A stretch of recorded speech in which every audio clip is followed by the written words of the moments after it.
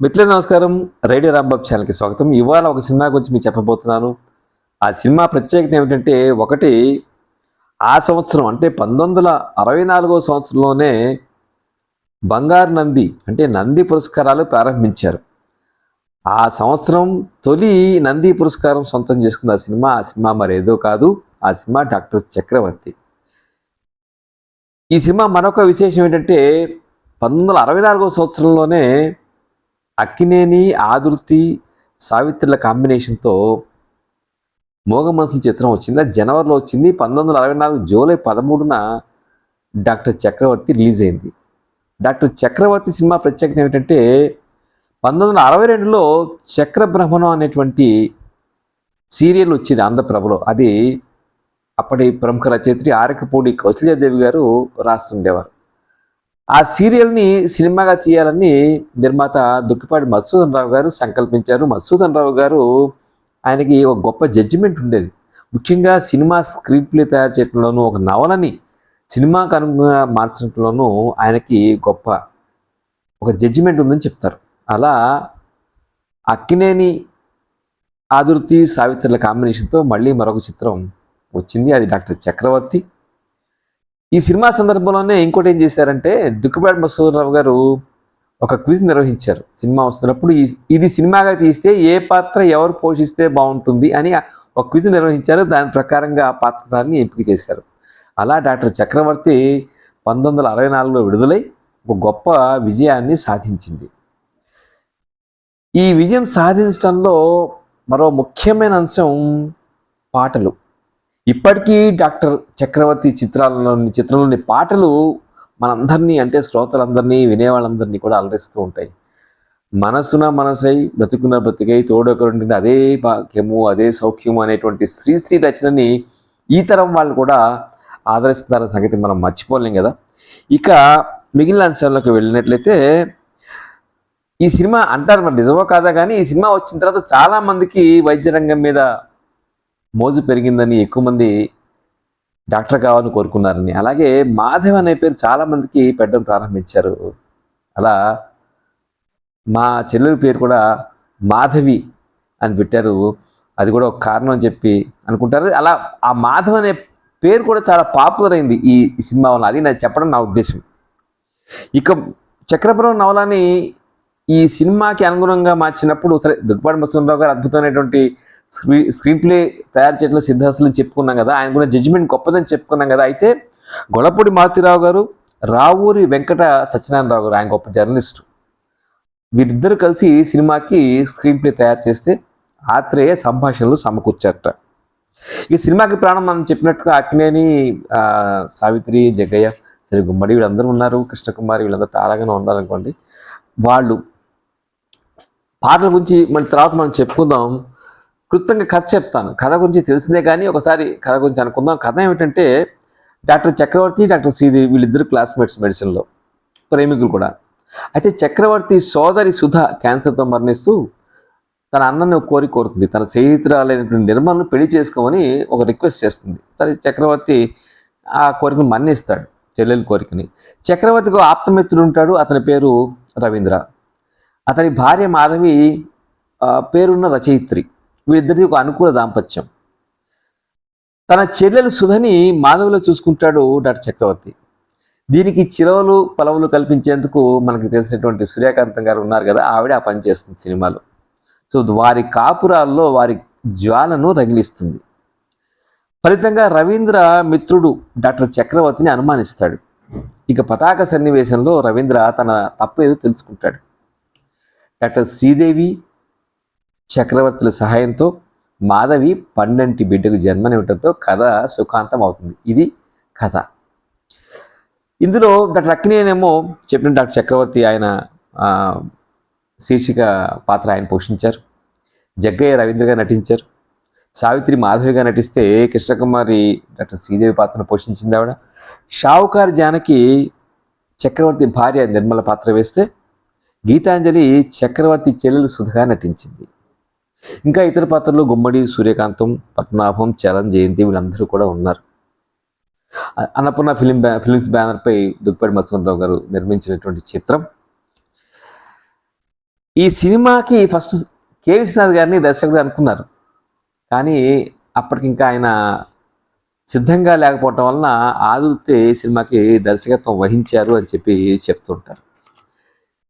Cinema విశేషాలన్నీ కూడా మనం చెప్పుకున్నాం కదా. అయితే ఇప్పుడు ఈ నంది పురస్కారం వచ్చిందని చెప్పాం కదా, అప్పట్లో 50,000 బహుమతి నగదు అనమాట. 50,000 బహుమతి నగదుతోటి అక్కినేని ఆదుర్తులు వాళ్ళిద్దరూ కలిసి చక్రవర్తి చిత్ర అనేటువంటి ఒక సంస్థను ఏర్పాటు చేసి 2 ప్రయోజనకర సినిమాలు నిర్మించారు. ఒకటి సుడిగుండాలు, రెండోది మరో ప్రపంచం. వారి అభిరుచి మేరకు ఆ చిత్రాలు నిర్మించారు. ఈ చిత్రం తర్వాత అక్కినేని అమెరికా దేశానికి భారతదేశ సాంస్కృతిక రాయబారిగా అమెరికా సందర్శించారు. నేను చూసిన అమెరికా అనేటువంటి పేరుతోటి ఆయన ఒక గ్రంథాన్ని కూడా వెలువరించారు కూడా. ఇప్పుడు సినిమాకి పాటలు ప్రాణం పోసాయి. ఆ పాటల గురించి కొన్ని విశేషాలు. మొత్తం 8 పాటలు ఉన్నాయి. దాశరథి, ఆర్ద్ర, ఆత్రేయ, కొసరాజు గారు ఒక పాట రాశారు. పాటలో మొదటిది మనసున మనసై బ్రతుకున్న బ్రతుకై తోడొకరుండి అదే భాగ్యము అనేటువంటి పాట సావిత్రి సితార్తో కనిపిస్తారు వాయిస్తూ. అలాగే అక్కినేని కూడా అదే పాటలో సితార్ వాయిస్తారు. బహుశా దీనికి ఇన్స్పిరేషను ఒక బెంగాలీ చిత్రగీతం అని చెప్పి అంటారు.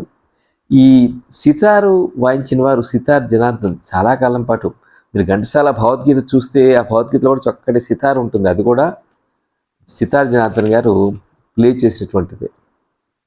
ఈ పాట శ్రీశ్రీ రాశారు. ఈ పాట ముందే చెప్పినట్టుగా ఈ తరం వారు కూడా ఒక గొప్ప పాట. దీన్ని ఏమన్నా ఏకాంత గీతం అంటామా?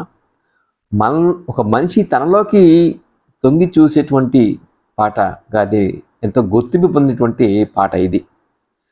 మరో పాట ఈ మౌనం ఈ బిడియం ఇదేనా చెలే కానుక అనేటువంటి పాట ఆర్ద్ర రాశారు, ఘంటసాల సుశీల పాడారు. ఇది కొంచెం రైలు పాట. మరొకటి పాడమని నన్ను అడగవలెనా పరవశించి నే పాడనా అనేటువంటి పాట సోలో గీతం సుశీల పాడారు, ఆత్రేయ రాశారు.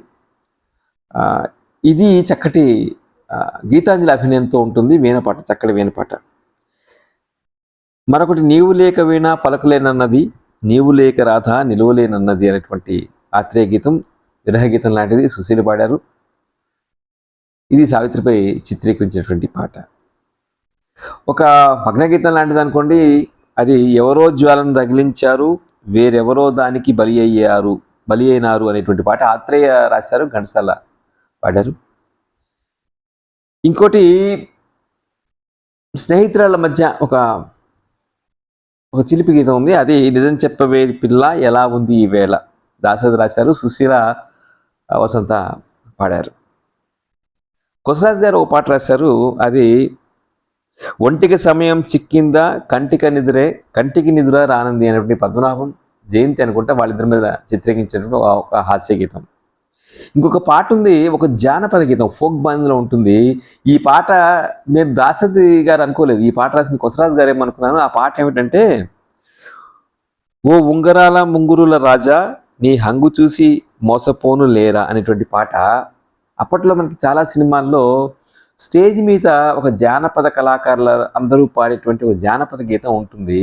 ఇప్పుడంటే మనకి స్టేజ్ మీద పల్లవి మాత్రం వాళ్ళు చూపించి మిగతా పాటంతా హీరో హీరోయిన్ల మీద చిత్రీకరించి మనం చూస్తాం. కానీ అప్పట్లో ఏదో ఒక సాంస్కృతిక ప్రదర్శనకు వెళ్ళినట్టుగా అక్కడ ఈ పాట ఉన్నట్టుగా మనకు అనిపిస్తుంది. ఇది మనం సడన్గా వింటే మనకి కొసరాజు గారేమో అనుకుంటాం, కానీ ఇది దాశరథి గారు రాసినటువంటి పాట.